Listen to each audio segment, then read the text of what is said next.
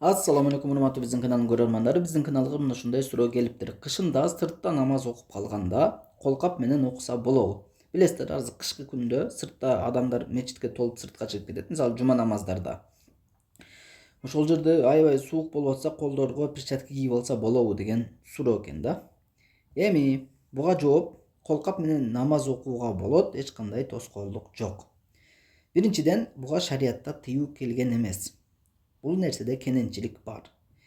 А эгерде жок, кол деген териси жерге тийиш керек да десек, мындай жылаңач кол жерге тийиш керек да десек, сахаба радиаллаху анхумдар деле күн катуу ысыктыгында кийимдерине сажда кылышчу экен. Мындай айтканда, жер аябай катуу ысып кеткендиктен кийимдеринин жеңдерине же болбосо өздөрүнүн кийимине монтип сажда кылышчу экен.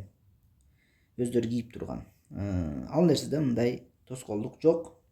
Бул нерседе кененчилик экен буюрса, сыртта суук болуп аткан болсо, не кылабыз? Колкап кийип окуй берсек болот экен. Аллахын берекесин берген болсун.